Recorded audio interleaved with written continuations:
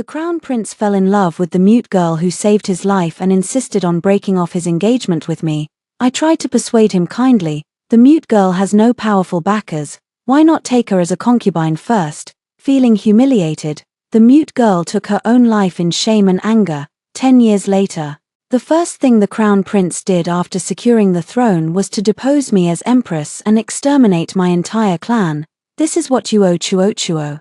When I woke up again, it was exactly my 16th birthday banquet. The honored guest seated at the top asked me what wish I desired. I only wish His Royal Highness the Crown Prince and Miss Liu to grow old together and be of one mind forever. I bowed piously. Your Majesty, please bestow a marriage upon them. I died on a snowy day. I could have held on until the next spring, but Chu Heng couldn't wait. The dagger pierced my chest inch by inch, and blood soaked the couch. Yet his hatred was not sated. He twisted the hilt, making the cold blade stir my flesh and blood. I was in so much pain I could barely breathe, but I still asked unwillingly, why? I didn't understand. Chu Heng and I had known each other since childhood sweethearts, for more than 10 years. My father and elder brother had been loyal to the monarch and patriotic, supporting him with all their strength, before he consolidated his imperial power. They had already handed over their military authority and voluntarily taken the blame for mistakes, but he still fabricated a baseless charge, sentencing the entire Xie clan to death.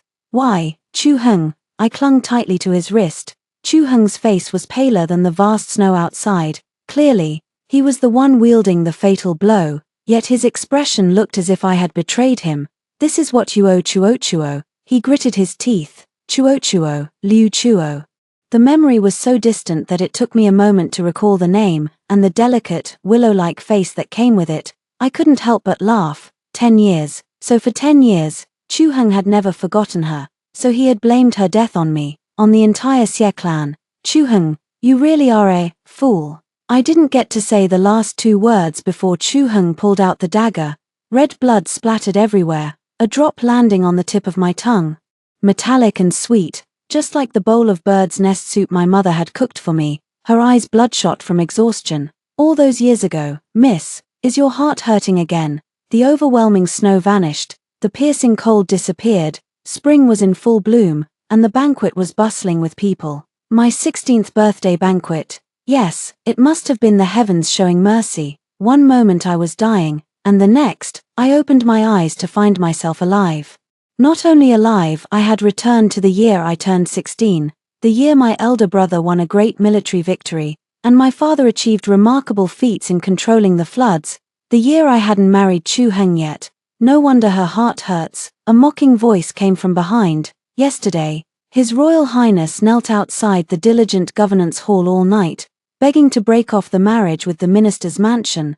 Hongyang was about to snap back, but I stopped her. It wasn't just about breaking off the engagement with me. This year, Chu Heng had encountered danger while suppressing bandits, fallen off a cliff, and been rescued by an orphaned girl. The girl was beautiful and gentle. To save him, she had tasted countless herbs, damaging her health and even poisoning her melodious voice, rendering her mute. Deeply moved, Chu Heng had brought her back to the palace. Counting yesterday, he had knelt for 3 days and nights, begging to marry her as his crown princess. Miss, don't listen to the gossip outside. You and His Royal Highness have been childhood sweethearts. His feelings for you. I looked at Hongyang and shook my head. Her words trailed off. Of course, I knew what she was going to say. 3 days ago, I had woken up in the minister's mansion. 3 days was enough to sort out the past and the present. Miss, Hongyang's eyes suddenly lit up, and she whispered, His Royal Highness is coming. I looked up to see Chu Heng in his usual crown prince robes, walking toward me surrounded by a crowd. The murmurs behind me fell silent instantly. Chu Heng and I had grown up together, betrothed even before we were born. When I was young, if anyone dared to speak ill of me, he was the first to stand up for me. When he was punished for his mistakes, I was the first to plead for leniency. Before this, no one had ever doubted that I was Chu Heng's true love, the only candidate for crown princess. But today, on my 16th birthday, he had brought another woman. Liu Chuo was pale and slender, clinging to his side like a frightened bird. After kneeling all night, Chu Heng showed no sign of fatigue. Instead, he smiled and whispered something affectionately in her ear. She looked at me, her expression instantly panicking. She took several large steps forward, and knelt heavily before me with a thud. It was exactly the same as in my previous life. Even the single teardrop hanging on her eyelash was identical. In my previous life, I had been fooled by her pitiful appearance, genuinely trying to plan a way for her and Chu Heng, as a daughter of the Xie clan, and future wife of the crown prince. I had never dared to hope for one husband, one wife for a lifetime. Her appearance had saddened me, but I had maintained my dignity as a noble lady.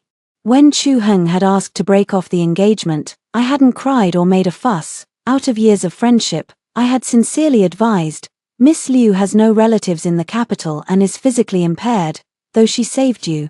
The position of legal wife is something even kneeling until your knees break won't earn you. His Majesty would never approve. It would only bring disaster upon her. Your Highness, why not settle for less? Take her into the Eastern Palace first, and in the future. I spoke vaguely. In the future, wouldn't it be up to you to decide?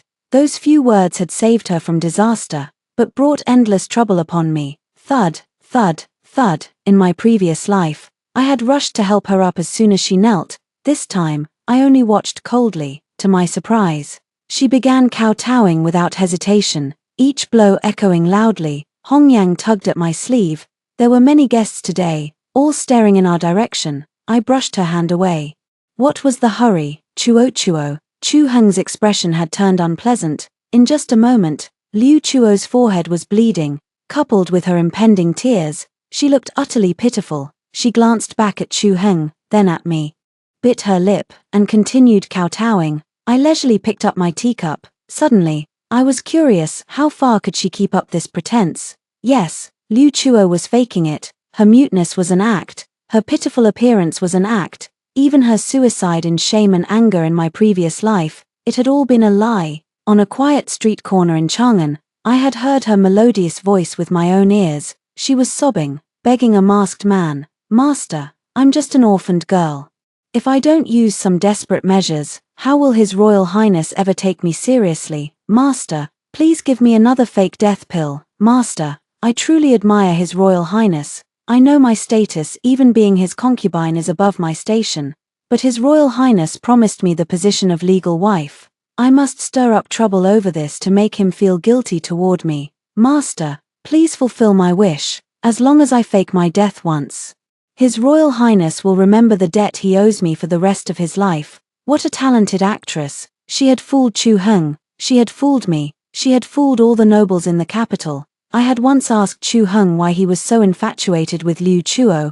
I was born the crown prince. Everyone flatters me, curries favor with me, their respect, their love, none of it is for me. It's all because of my title as crown prince. Even you, Shuyin, if I weren't the crown prince, would you still love me? His question had left me tongue-tied at the time. If he weren't the crown prince, we would never have been betrothed, never have grown up together. How could there be love? Only Chuo. She was willing to risk her life for me without knowing my identity. Shuyin, such pure love, how could I resist? I had almost been persuaded. As a noble lady, I had always thought carefully before acting. I had to consider my parents, my clan. I truly couldn't easily risk my life for someone, but we had both ignored another possibility. Even if Chu Heng had fallen off a cliff, his clothes alone would have revealed his noble status. Whether as a young master, a marquis's heir, or the crown prince, Liu Chuo had made up her mind from the very beginning. She was going to climb this high branch. That's enough. Chu Heng shouted angrily. Silence fell. Liu Chuo trembled, looked up tremblingly, and stared at me with her beautiful eyes. Her meaning was clear. She had ruined my marriage, making me the laughingstock of the capital. She felt guilty. If I didn't speak up, she would never stop. Perfect. Then keep going. I raised my eyebrows slightly, lowered my eyes, and sipped my tea. Liu Chuo gritted her teeth and leaned down to kowtow again. Suddenly, Chu Heng took 2 steps forward and slapped, knocking the teacup out of my hand. Xie Shuyin, you've gone too far. Xie Shuyin, is this the demeanor of the eldest daughter of the Xie clan? Chu Heng glared at me fiercely, startling all the servants around us to their knees. He turned to help Liu Chuo up, gently touching her bleeding forehead. Xie Shuyin, apologize now, and I'll pretend nothing happened. I almost laughed out loud. How naive I had been back then. After uncovering Liu Chuo's lies, I had written to Chu Heng that night, telling him what I had seen and heard, warning him to be careful of her. The next day, Liu Chuo was dead, truly dead. Rumors spread that she had refused to be a concubine and taken her own life in shame. Chu Heng had written back to me, "Thank you for the warning, Shuyin. Those who deceive me deserve to die." After that, the matter was dropped. For so many years, I had thought he had turned the tables on her, killing her. After all, he had always hated being deceived the most, until the moment I died. It turned out that the one who deceived me he had been referring to was me. Xie Shuyin, have you lost your voice? Chuo did nothing wrong. I'm the one who wants to break off the engagement, apologize to her, and I'll let the injury on her forehead slide. I looked at Chu Heng and couldn't help curling my lips. I'd been blind. I'd always thought he was wise and shrewd. Hongyang, is His Majesty in the front hall? I turned to the maid beside me. Hongyang nodded dumbly. I lifted my skirt and walked forward. Chu Heng followed closely. What are you going to do? Father is traveling incognito. He didn't summon any female relatives. Of course I knew that. My birthday banquet as a minister's daughter wasn't grand enough to make the emperor condescend to visit in person. But why was he here? Because my two elder brothers were on the border, sending back victory after victory. Because my father had just controlled the floods, winning widespread praise from the people. Because for 100 years, the Xie clan had nurtured more than half of the court's key officials. Yet the crown prince had knelt for 3 days and nights, begging to break off his engagement with me. His Majesty feared breaking the hearts of my father and brothers. Even as the eunuch announced our arrival, Chu Heng still clung to my heels. Shuyin, don't take advantage of your birthday to beg father for something that doesn't belong to you. I've promised Chuo the position of legal wife. I'll never break my word. If you insist on marrying me, you can only be a concubine of the first rank. I glanced back at Chu Heng, as he'd said. He'd been born the crown prince. His life had been too smooth. He had no idea what the position of crown princess meant to him, or who deserved it. Perhaps my gaze was too cold. Chu Heng froze for a moment. Just then, the emperor spoke from his seat. Shuyin, you're in such a hurry to see me. Do you have something important to say? The hall was filled with guests. I knelt down. Your Majesty, today is my birthday. Dare I beg you for a wish? His Royal Highness the Crown Prince and Miss Liu share a deep bond forged through adversity. I envy them greatly. I fear I might ruin their promise to grow old together and be of one mind. Your Majesty, please revoke the marriage contract between your servant and the Crown Prince, and bestow a marriage upon them. I knelt piously on the ground. Silence fell over the hall. You could hear a pin drop. By evening, the news had spread throughout the capital. The marriage between the Eastern Palace and the Xie clan was likely off.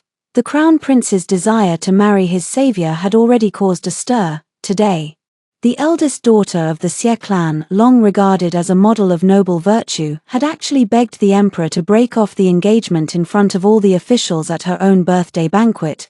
It was said the Crown Prince's expression had been quite spectacular. His Majesty had even shouted unfilial son and thrown a teacup at him. Nonsense. Kneeling on the ground, I didn't escape the teacup either. Who gave you the courage to act so recklessly? My father's beard was practically standing on end with anger. Break off the engagement. Ha! Marriage is a matter of parental order and matchmaker's word. How dare you, a woman, meddle in it? And you even dared to act presumptuously in front of His Majesty. I straightened my back, not blinking an eye.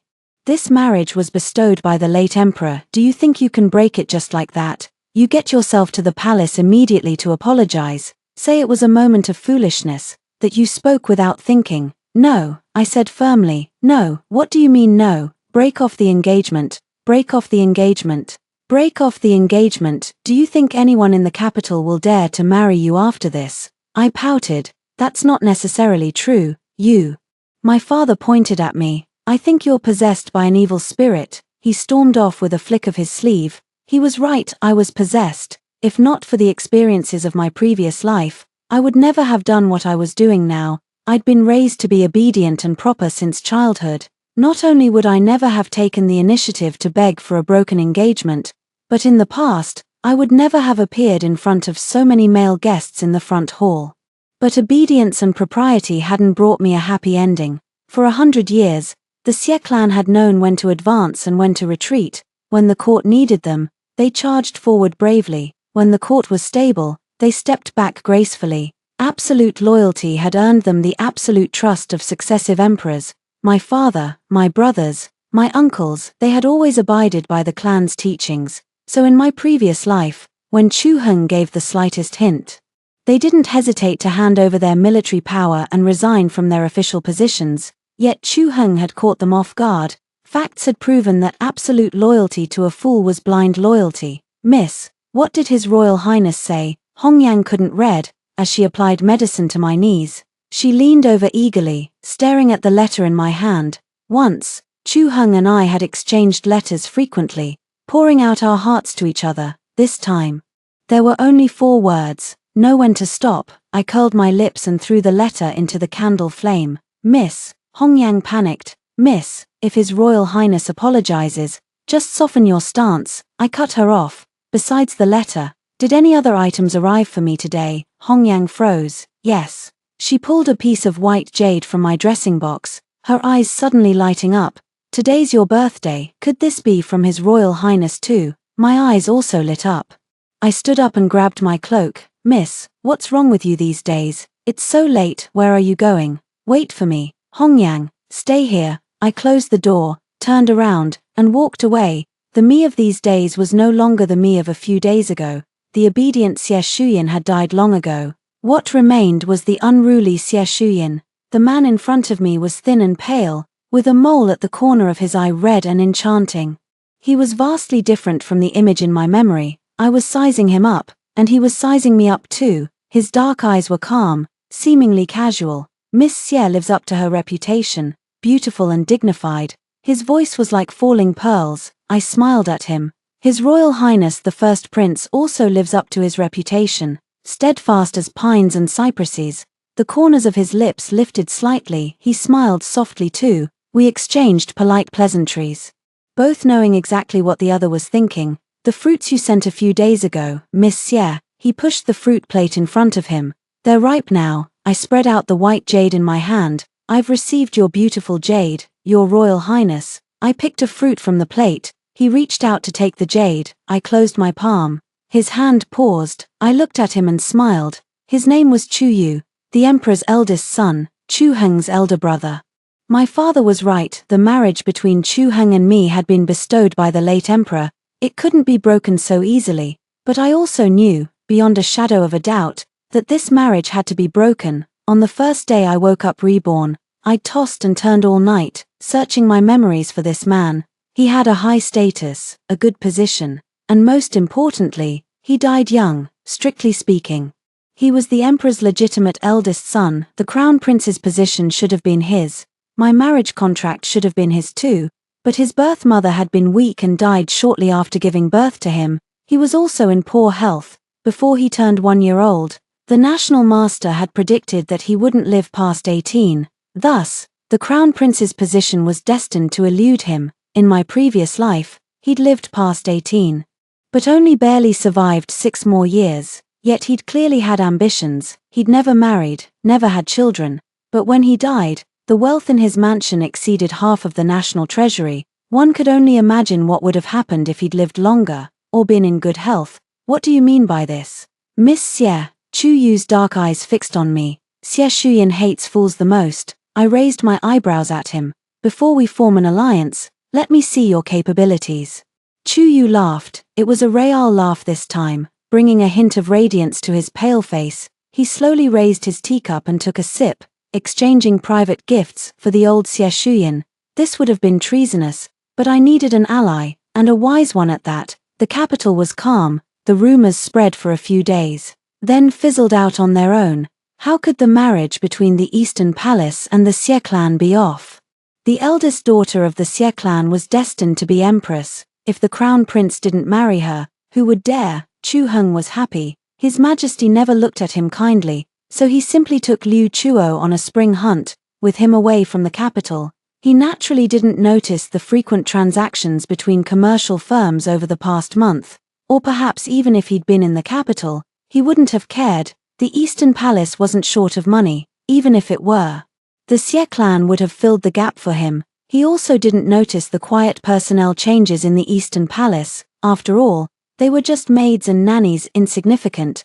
That's it. The letters exchanged between Chu Heng and me had been replaced by letters between Chu Yu and me, but the sickly first prince didn't say much. He didn't reply to this letter. A few days later, a new play suddenly became popular in the capital. A noble young master was rescued by an orphaned girl, and they pledged their love to each other.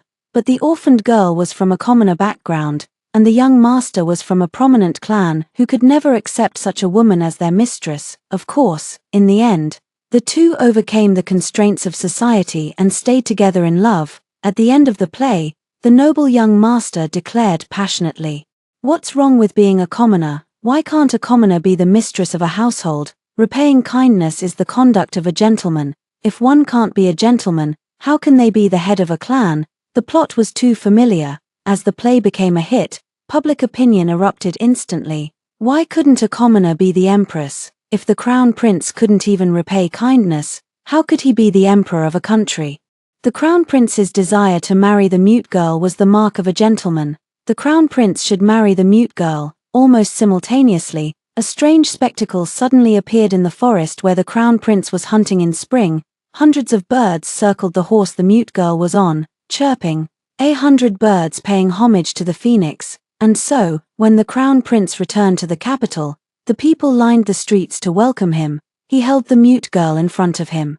Full of pride, it's quite clever, using the people's sentiment as an excuse to force the emperor to give in. Moreover, it's a strategy that kills 3 birds with 1 stone. It cuts off Chu Heng's path forward, eliminates my father's way out, and also creates a rift between Chu Heng and the emperor. What's this hundreds of birds paying homage to the phoenix? Just a trick to deceive the people. His Majesty won't suspect Chu Yu, who stays secluded and rarely appears in public.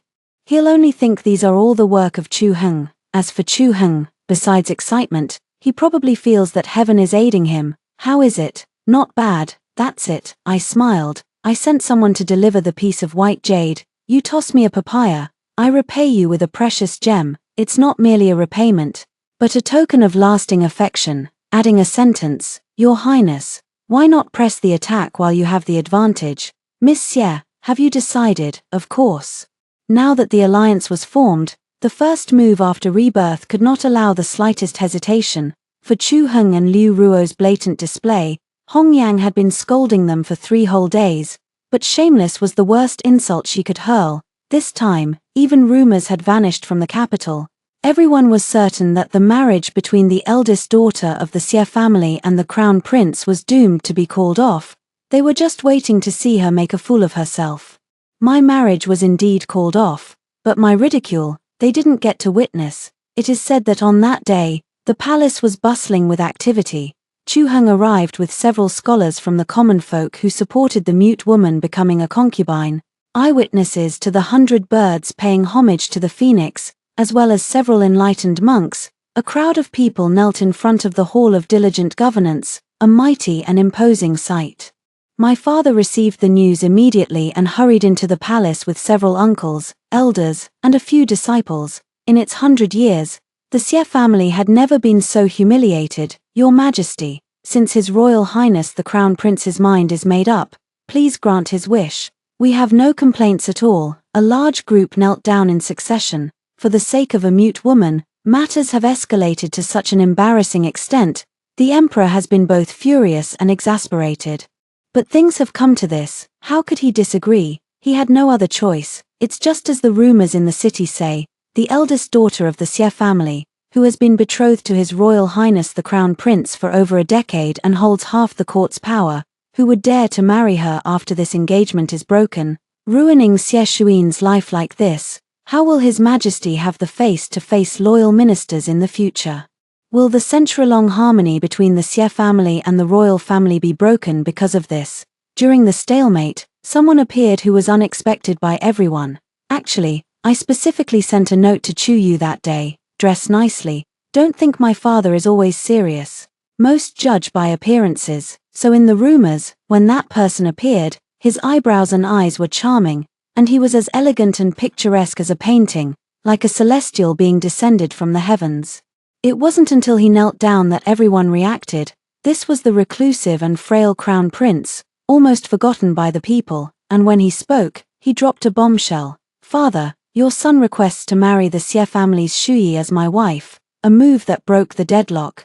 His Majesty was shocked to realize he had forgotten about a son, who, though physically weaker, had long surpassed the age of 18 predicted by the imperial advisor. My father was surprised to see that in just a few years, this eldest prince had grown to be so refined, far more pleasing to the eye than the bewitched. Between the monarch and his subject, their eyes met, and they understood each other. Only the crown prince, it was said, had a particularly interesting expression at the time, so surprised that he almost stood up. Before he could speak, His Majesty had already issued the imperial decree. The marriage agreement between Xie Shuyin of the Xie family and the crown prince is annulled, and the marriage is reassigned to the eldest prince. The crown prince is to be betrothed to the mute girl, Liu Ruo, and the wedding is to be held on an auspicious day. This matter is concluded. When I received the imperial decree, I felt a long-lost sense of joy. The first move went so smoothly. It was beyond my expectations.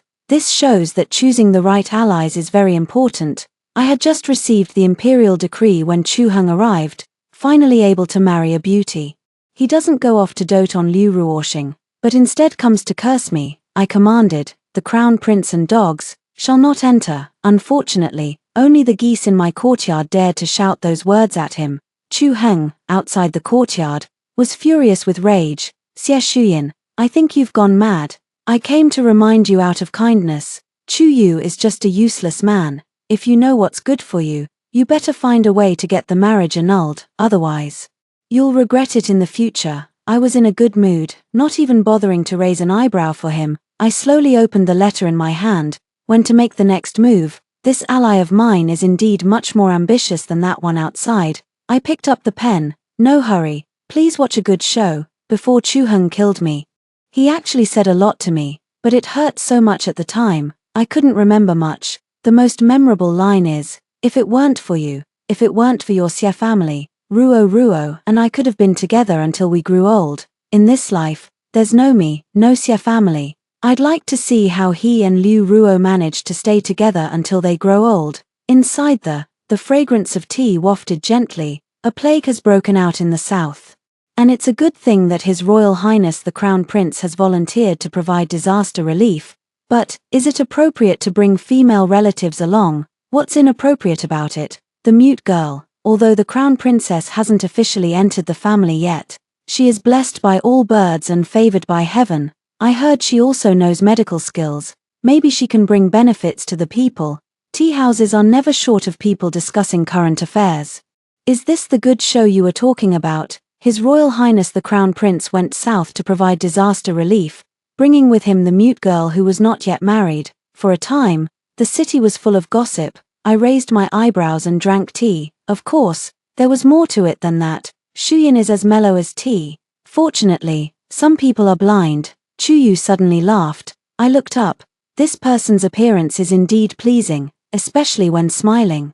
The small mole at the corner of their eye is particularly charming. For several months, we've often had tea together. Their speech is measured and considerate, and we get along harmoniously. It's just that, eyes drift downwards, and they are indeed very thin. Seeing me looking at him, Chu Yu glanced at my teacup and leaned over to pour tea for me. A prince, engaged in commerce, yet carrying the scent of ink, so silent today. He glanced at me as he poured the tea. It's not that I'm silent.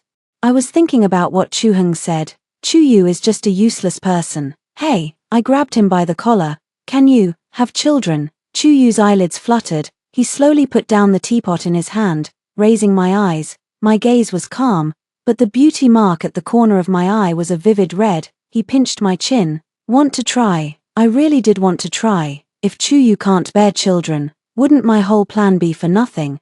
But even if I'm unconventional, I can't test it in a tea house. A month later, the play I invited Chu Yu to see finally premiered. The Crown Prince went south to fight the epidemic, taking with him the mute girl he loves so dearly. Unexpectedly, the mute girl contracted the epidemic and showed no signs of improvement for a long time. Anxious, the Crown Prince sent someone to escort her back to the capital. It would have been fine if the mute girl had just returned to the capital, but no one expected the Crown Prince to return as well. The crown prince was drugged into unconsciousness by the mute girl with a dose of medicine and brought back. Your Highness already has symptoms, and I'm almost dead myself. How could I leave your Highness there to die? In her past life, Liu Ruo tearfully pleaded her case on paper. An orphaned girl who knew a few words but had not read much, everyone could only remain silent. The defeated general was expected to defend the flag and not fall. And His Royal Highness the Crown Prince volunteered to go to the epidemic area. Not only did he not know the severity of the situation and send the infected mute girl back to the capital, but he actually abandoned everyone and ran away himself. Besides, the Crown Prince was not infected with the plague, but only had a common cold. Last time, this matter was suppressed by Father. The officials who went to the epidemic area happened to be Father's students, before Chu Heng even entered the city. Father received the news, he stopped him overnight and sent him back, so the matter was not leaked, but in this lifetime, his father was unwilling to help him again. Liu Ruo had just led Chu Heng into the city when the capital exploded with gossip. All kinds of condemnations against His Royal Highness the Crown Prince filled the entire city. His Majesty was furious, denouncing the Crown Prince for his improper behavior and unworthiness. In reality, public opinion can be swayed with some money. However, official funds cannot be used for such things. The slow-to-realize Crown Prince finally discovered that, in the past half-year, his private property was either dead or ruined. His private treasury was actually empty. He couldn't bring himself to save face by asking someone for money. He could only let public opinion continue to escalate. Prepare the second move. I sent a message to Chu Yu. I'm going to expose Liu Ruo's pretense of being mute. Chu Heng has always firmly believed that Liu Ruo's love for him is pure and flawless. In the previous life, Liu Ruo took him back to Beijing, and afterwards he only sighed lightly. Ruo is just too concerned about me. No one will clean up after him in this life. I wonder if he can still say such things now. Chu Yu had long since planted some maids and nannies in the Eastern Palace. With a little trickery, getting someone who could already speak to open their mouth was no difficult task. I had originally planned to make a fuss about a plague to scare Liu Chuo, but before I could even start plotting, someone threw themselves right into the trap. It was said to be an evening. His Royal Highness the Crown Prince had been scolded by the people, scolded by the officials, and scolded by His Majesty these days. Overwhelmed with frustration, he hadn't visited his beloved Chuochuo's courtyard for 5 consecutive days. The Eastern Palace was vast, with an artificial lake and a stone arch bridge. That night, true to her name, Liu Chuo sat on the bridge's stone railing like a willow swaying in the wind. Weeping, she gestured to the Crown Prince. It's Chuochuo who's unreasonable. Chuochuo has implicated your Highness. Chuochuo is willing to atone for her sins. Your Highness, in the next life, Chuochuo will repay your deep affection. Plop, she jumped into the lake. The Crown Prince, whose love was so intense it bordered on self-destruction, naturally followed right after. But for some reason, whether it was too late, or the Crown Prince had always been blind, he thrashed around in the water for a long time without finding her. To make a play convincing, Liu Chuo really couldn't swim. After flailing a few times, she realized no one was coming to save her. At that critical moment, the instinct to survive took over. She broke her muteness and screamed at the top of her lungs, "Help! Help! Your Highness! Your Highness! Chuochuo is here!" It was said the Crown Prince's expression was once again splendidly colorful. Unfortunately, this was the 3rd time he'd had such a splendid reaction, and I missed it every single time. After that, the Eastern Palace was filled with either angry shouts or bitter sobs. A few days later, another commotion erupted in the Diligent Governance Hall. The Crown Prince knelt on the ground, refusing to get up. "Father, please revoke your order. I want to break off the engagement. My mother had taught me since childhood. As a woman, especially a noble lady, love was dangerous. You could only love someone 70%. You must keep 30% for yourself." Had no one taught Chu Heng this, even as the Crown Prince? Perhaps not. Or maybe he'd just been spoiled rotten since birth. Although the Empress was a second wife, she was beautiful and charming, monopolizing His Majesty's favor. His Majesty had first had a legitimate eldest son who'd been bedridden with illness, then several delicate princesses. It wasn't until Chu Heng was 14 that another young prince was born. Chu Heng had been born taking for granted that he occupied all the royal resources. He also took for granted that everyone and everything should revolve around him. Whoever he wanted to marry, he must have. Whoever he didn't want to marry, they couldn't cling to him. His Majesty was so angry he almost fainted, and directly grabbed the imperial sword. The whole city was in an uproar. He'd been the one insistent on marrying her, the wedding date was imminent, and now he was the one saying he wouldn't marry her. What would the people think of him? What would they think of the imperial orders of their emperor? Of course, he didn't actually chop him down, he kicked him a few times and told him to get lost. And get lost Chu Heng did, straight to my courtyard. At that time, I just tested things out with Chu Yu and didn't want to move an inch. But there were no servants left in the courtyard, and he was pounding on the door so loudly it shook the walls. When I opened the door, I finally got to see the splendidly colorful expression on the crown prince's face. As for Chu Yu, he had that sharpness unique to princes in his nature. When he saw I was about to get up, he'd pressed his lips against my neck and bitten me twice.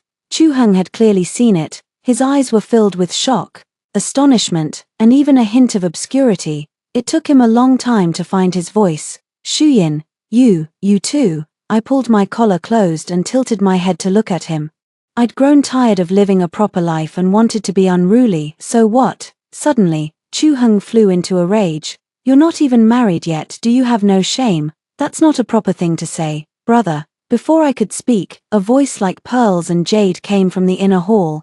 You've already cohabited with that mute girl without a matchmaker. What's wrong with us? Chu Heng hadn't expected someone else to be in my room. His face turned red, then white. Unlike you, brother, breaking off engagements with one person today, another tomorrow. Once I set my sights on someone, I'm loyal to them for life. Chu Heng's face turned ashen. Also, you don't get to call her Shuyin anymore. You should call her sister-in-law. Chu Heng's lips trembled, but he couldn't say a word.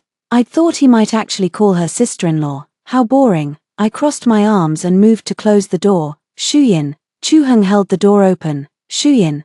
Liu Chuo lied to me. Shuyin, it's her who sowed discord between us. This is all her fault. Shuyin, listen to me. A few days ago, I had a dream. It was clearly me marrying you, madam. Chu Yu changed his address directly. The quilt is cold. I'm weak, I'm freezing. Your Royal Highness the Crown Prince. Why not come in and talk with His Royal Highness the First Prince? Chu Heng fell silent. I closed the door. Whatever shock Chu Heng had received must have been severe. He fell ill shortly after returning to the Eastern Palace. No more commotion in the diligent governance hall. No more drama in the Eastern Palace to watch. But with the preparations for my wedding to Chu Yu underway at the mansion, I was far from idle. One day, as I was sorting through my dowry, an unexpected guest arrived. As soon as Liu Chuo saw me, she knelt down and burst into tears. Miss Xie, please go to the Eastern Palace to see His Royal Highness. I stepped aside, pulling my skirt out of her reach just in time. Miss Xie, His Royal Highness is seriously ill. He can't wake up no matter what, and is calling your name in his sleep. Please go see him, maybe he'll wake up if you do. Hearing Liu Chuo's voice for only the second time in 2 lifetimes was truly rare. I looked down at her from above, not particularly wanting to respond. Miss Xie, you and His Royal Highness were childhood sweethearts. Please just go to the Eastern Palace once. Liu Chuo started kowtowing again. I was being greedy. As long as Miss Xie nods, I'm willing to be a concubine. Miss Xie, I beg you. I just frowned when a cold shout came from beside me. How do you people do your jobs? Letting every stray cat and dog into the mansion. Wow, after calling the Crown Prince a dog once, Hongyang was getting bolder and bolder. Steward, see her out. Liu Chuo was driven out of the mansion and never allowed to enter again. It should have been an insignificant matter, but the more I thought about her words, the more uneasy I felt. Chu Heng was ill, calling my name in his sleep. He'd never been that affectionate toward me. Besides, he'd mentioned dreaming about marrying me the last time we spoke. Could it be that my rebirth was already bizarre? Nothing was impossible. But if he really remembered his past life, where would I go with my third move? Earlier, I'd boasted to Chu Yu that as long as he allied with me, 3 moves would be enough to get back what was rightfully his. After dying such a miserable death in my previous life, I'd never let Chu Heng safely remain the Crown Prince, let alone ascend the throne. I had people keep an eye on the Eastern Palace. Chu Heng had woken up and seemed perfectly normal. Nothing important happened in the Eastern Palace. The entrance to the diligent governance hall was empty. Instead of begging to break off the engagement again, Chu Heng postponed his wedding date with Liu Chuo, but this only made me more anxious. Chu Heng was the kind of person who never gave up until he got what he wanted. Would he have postponed the wedding because he also knew his days were numbered? My third move was scheduled for a night a month later. That night, His Majesty passed away quietly in the autumn wind. Since ancient times, the night an emperor died was the most crucial night of all, but Chu Heng was an exception. He had no competitors. In my previous life, His Majesty had died in his sleep so quietly that the eunuchs hadn't discovered it until morning. Chu Heng had ascended the throne smoothly and without incident, but this life was different. There was Chu Yu, and there was me. As long as my third move was executed well and accurately, kicking Chu Heng out of the picture wouldn't be hard. I prepared everything according to plan, a heartfelt talk with my father, handing over the palace defense map to Chu Yu, writing letters to my two elder brothers. The Eastern Palace remained as usual. Chu Heng went to court and returned as always. Liu Chuo continued to cry and whimper. Soon, a month passed. As night fell, I handed a note to Chu Heng. Midnight, see you at the moat. Chu Heng and I actually had some good memories. Before Liu Ruo appeared, Chu Heng would accompany me to the moat to release lanterns every birthday. When I was young, I didn't understand shyness, and I would say my wishes out loud. Within a few days, those things I wanted would be sent from the Eastern Palace. When I grew up, I stopped saying them. But Chu Heng could always find out my preferences from the people around me. He was already there when I got to the moat. One glance, and I knew my guess was right. The eyes of a newborn calf of a crown prince are different from those of someone who has been an emperor for 10 years. Shuyin, it's been a few years since I've been here. He gazed at the dark moat. At this hour, there were naturally no lanterns. I remember that year you slipped down from there. He pointed to a reef below the river. You were so scared you cried. Let me pull you up. Your Highness has a good memory. I smiled. I don't remember. So you came back just to get away from me. Is that it, or what? I glanced at him and said, wait to be killed by you again. Chu Heng's brow twitched slightly. His voice lowered. Shuyin, I wronged you. It was the Chen family. I only found out when I was pursuing and attacking the Chen family that the little maidservant by Liu Ruo's side was from the Chen family. After learning about her plan to fake her death, I switched her medicine and framed the Xie family. I trusted you, so I didn't save her in time, but she actually died. I didn't really want to listen. There was something fishy about what happened back then. It's obvious without even thinking about it. What does it matter if you know the inside story? He's already done what he shouldn't have. So what if she kills herself out of shame and indignation because I advised you to take her as a concubine? I looked at Chu Heng coldly. Chu Heng, the decision of whether or not to take her as a concubine is in your hands. You saw that His Majesty firmly disagreed, and you wavered yourself, didn't you? But because of my one well-intentioned suggestion, my entire clan will be wiped out. I thought. I don't want to hear it. The autumn wind rustled bleakly. Chu Heng gazed at me with deep eyes, then suddenly smiled. I know where the problem lies. He pulled me forward, stopping in front of a large tree. He had actually brought Liu Ruo as well. Her hands and feet were bound, her mouth sealed, and she was tied to a tree trunk. Liu Zhuo's eyes were already red from crying. As soon as she saw us, she wailed, "Woo," her tears falling again. Treacherous ones must be executed. In the blink of an eye, Chu Heng drew his sword from his waist, a fatal strike. This is the true love he constantly professed. The person before me is probably not just Chu Heng 10 years later. Back then, when he killed me, his face was still pale. Today, his sword struck down without a change in expression. I clenched my fists. Did that ease your anger? Liu Ruo's eyes remained open. I averted my gaze. Shuyin, I know I was wrong. Those years, I regretted every day. I built, for you. Shut up. I didn't want to hear a single word more from him. Chu Heng's eyes darkened again. Then he laughed. The third quarter of Chou. You were waiting for this time, weren't you? The third quarter of Chou was the time in the previous life when the imperial physician announced the true death of His Majesty. Shuyin, you think that just because I don't have the Xie family behind me, you can win by bringing in that useless Chu Yu. I will let you see for yourself, who wins and who loses tonight. Chu Heng pulled me onto the horse, heading straight for the imperial city. As soon as we entered the city gate, a beam of light rose from the direction of the palace. The signal flares used by the Eastern Palace, probably indicating to him that the emperor has passed away, the horses advanced into the palace gates as if the imperial guards within the palace had already been controlled by Chu Heng. The palace eunuchs looked panicked and knelt upon seeing the horses. A conflict had already occurred. In front of His Majesty's bedroom, there was a dense crowd of people. The East Palace 10 guards had come out in full force, along with the imperial guards. The capital garrison, the Xie family army, scattered among them. Chu Heng pulled on the reins, a thunderous roar erupting. Your Highness, who won and who lost was clear at a glance. Chu Yu was held by the neck by 2 guards from the 10th-rate mansion. My 2 brothers, who had traveled far to get here, had their hands bound, with knives held to their necks as well. The Xie family army knelt on the ground in unison. How truly wretched. Chu Heng dismounted and reached out his hand to me. Come. My queen. I only gazed at him. Chu Heng reached out his hand even closer, his expression so pious. Shu Yin, in this life, I want you to be the happiest empress. I glanced at the densely packed crowd and looked up at the moon in the sky. A perfect time. I looked at Chu Heng and tilted my head slightly. Did we win? Chu Heng frowned, scanning the surroundings, a flicker of surprise flashing in his eyes.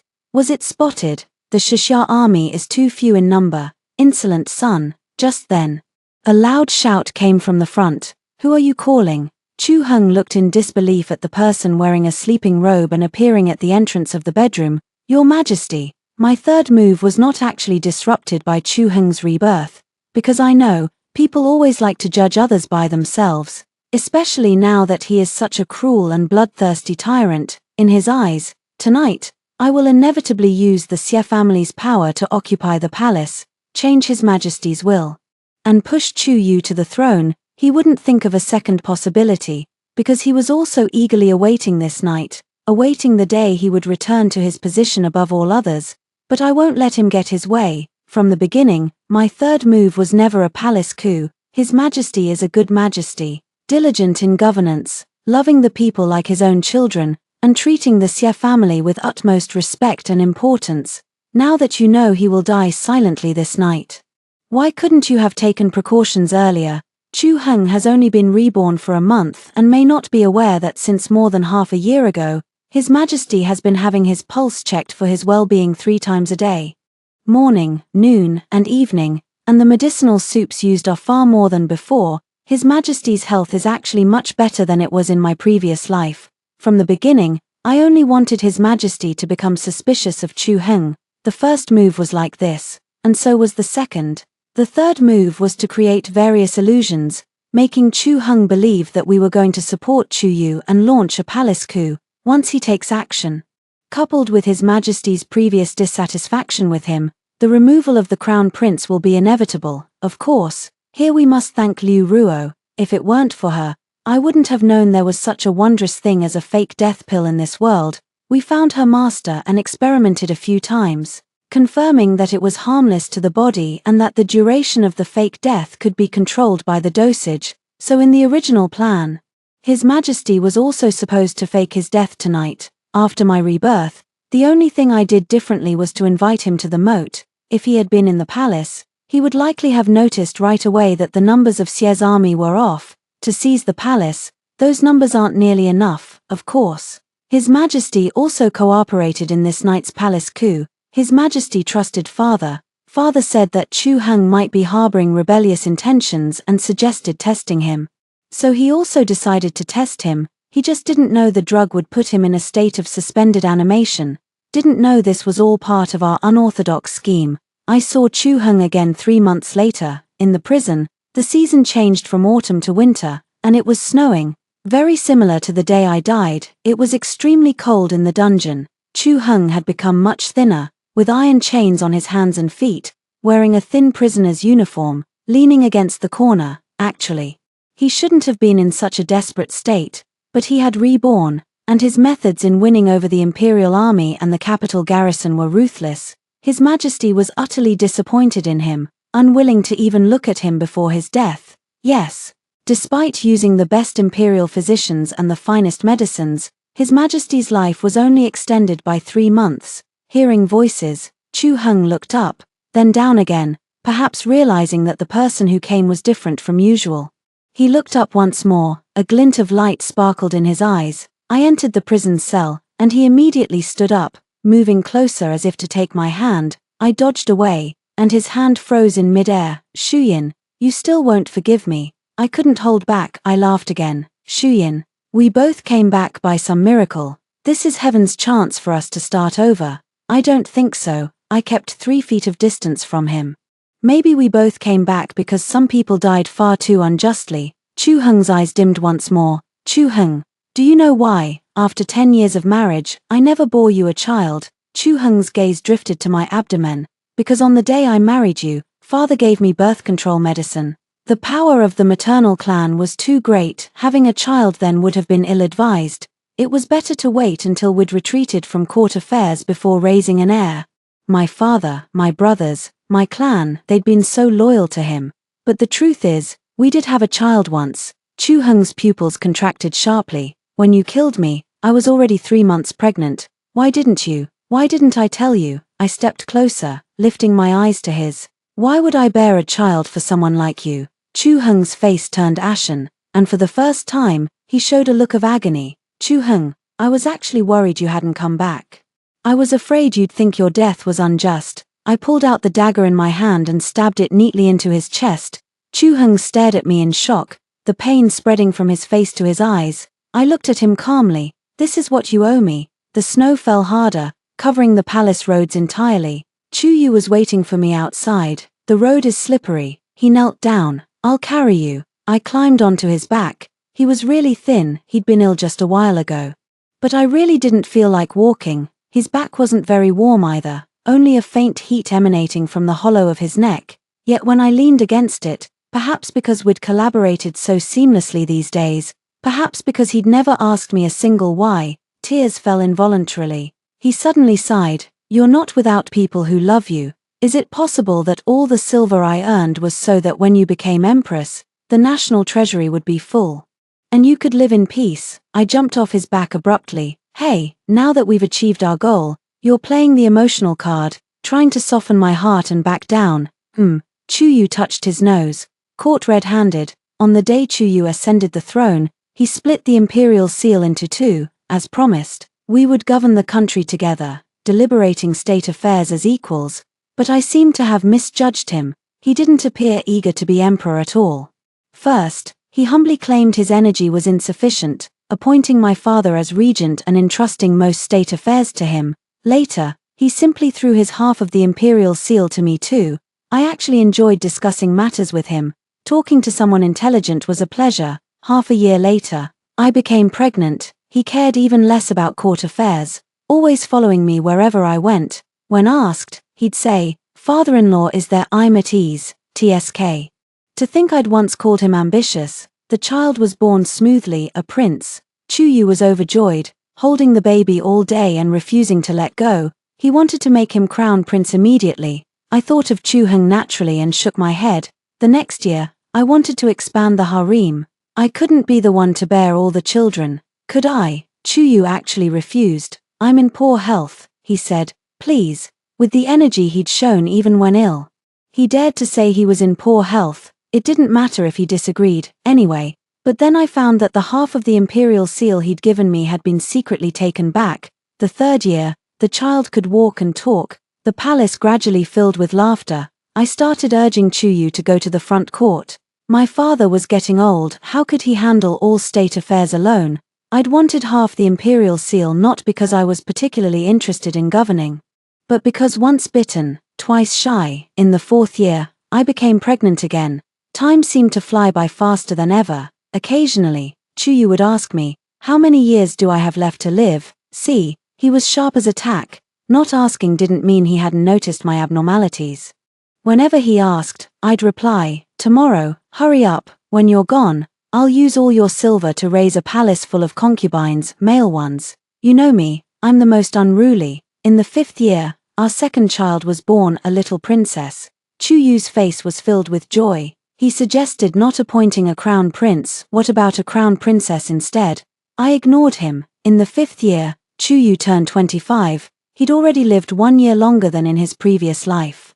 To my surprise, I didn't feel upset. After all, My original plan had been to keep the children and get rid of the father. Chu, who didn't even require me to lift a finger, was simply perfect. In the 5th year, Chu took me to watch the sunrise. As the rays of dawn broke through the clouds, the entire capital was peaceful and serene. On our way down the mountain, I silently took hold of his sleeve.